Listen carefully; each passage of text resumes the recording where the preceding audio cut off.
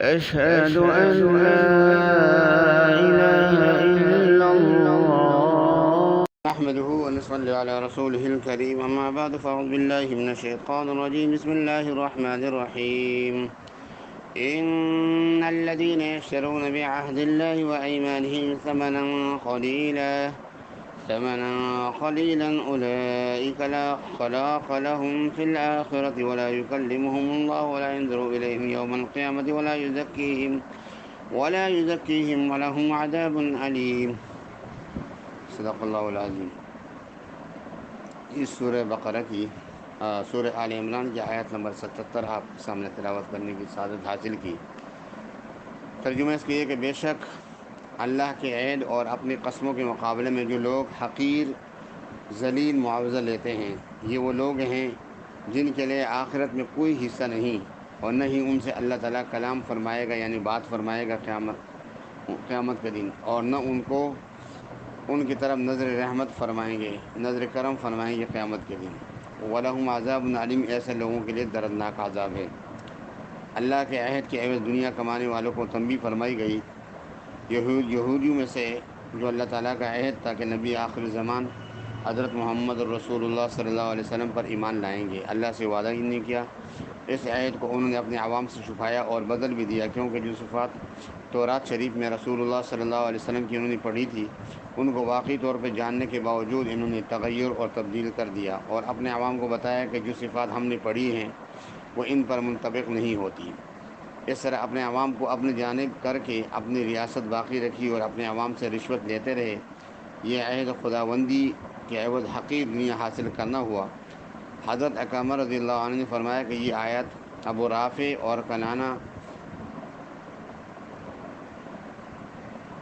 اور حائی اور اس کے علاوہ دیگر جو یہود کے بڑے بڑے سردار تھے ان کے بارے میں نازل ہوئی۔ ان لوگوں نے رسول اللہ صلی اللہ علیہ وسلم کی ان صفات کو چھپا دیا جو تورات شریف میں مذکور تھی، یعنی ذکر تھی، اور ان کو بدل کر دوسری صفات اپنے قلم سے لکھ دی، اور انہوں نے قسم کھائی کہ یہ سب اللہ کی طرف سے ہے، تاکہ رشوت اور کھانے پینے کے طریقے میں جو وہ کر سکتے تھے وہ کرتے رہتے، اور ان کے ہاتھ سے رشوت نہ جائے۔ جھوٹی قسم اور اس کا وبال۔ یہود مالیاتی سلسلے میں جھوٹی قسمیں بھی کھاتے تھے، اور اس طرح کی حرکتیں دوسرے لوگوں سے بھی صادر ہوتی تھی۔ اس لیے رسول اللہ صلی اللہ علیہ وسلم نے اس سے منع فرمایا اور ارشاد فرمایا کہ جس شخص نے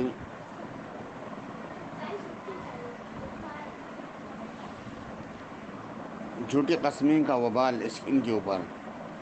یہود کا یہ حال تھا کہ وہ عام طور پہ اپنے مفاسات کو سامنے رکھ کر اور جھوٹی قسمیں کھاتے تھے اور لوگوں کا حق مارتے تھے۔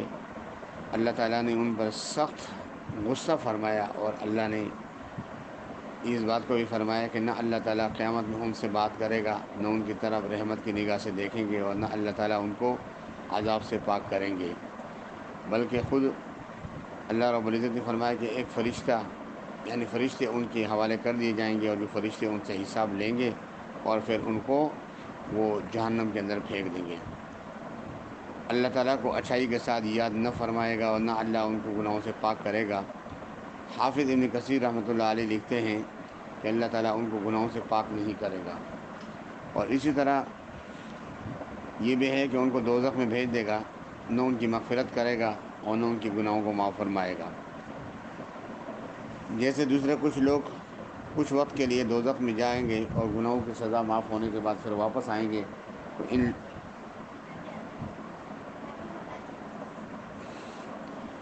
کچھ لوگ جو ہے وہ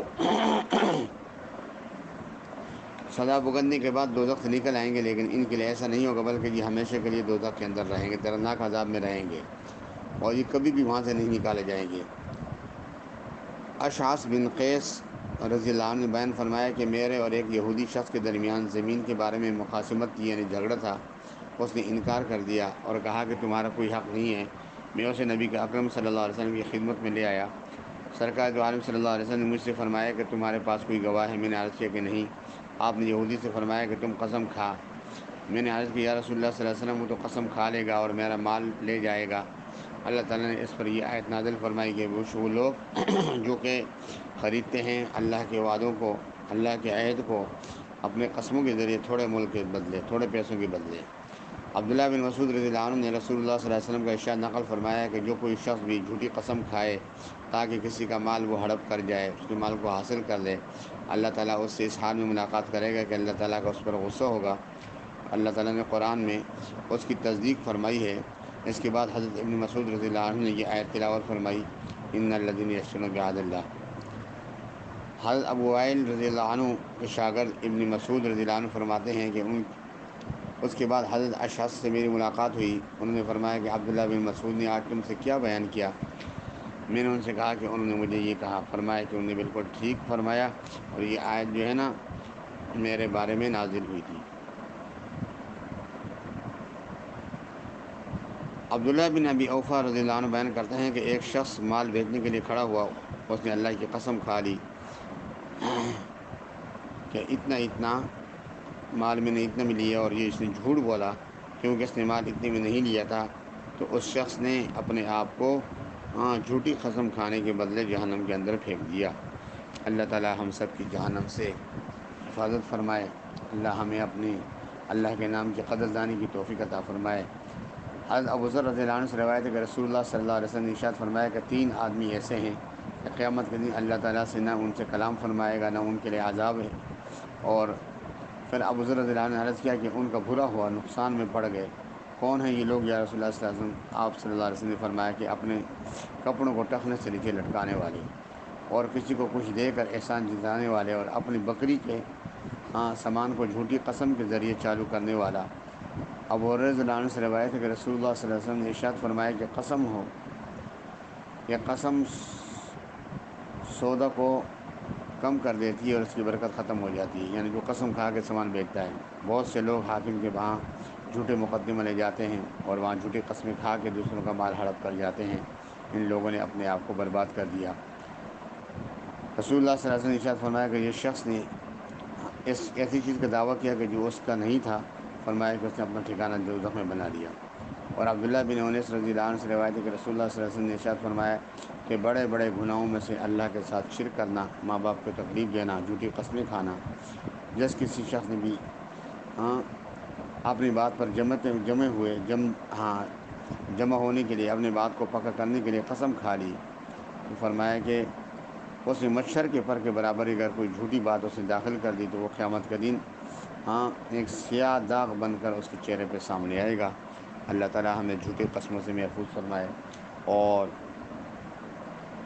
اللہ تعالیٰ کے نام کے اللہ ہمیں قدردانی کی توفیق عطا فرمائے، اور اللہ ہمیں وعدہ پورا کرنے کی بھی توفیق عطا فرمائے کہ ہم اپنے وعدوں کی خلاف ورزی نہ کریں۔ وآخر دعوانا الحمد للہ رب العالمین۔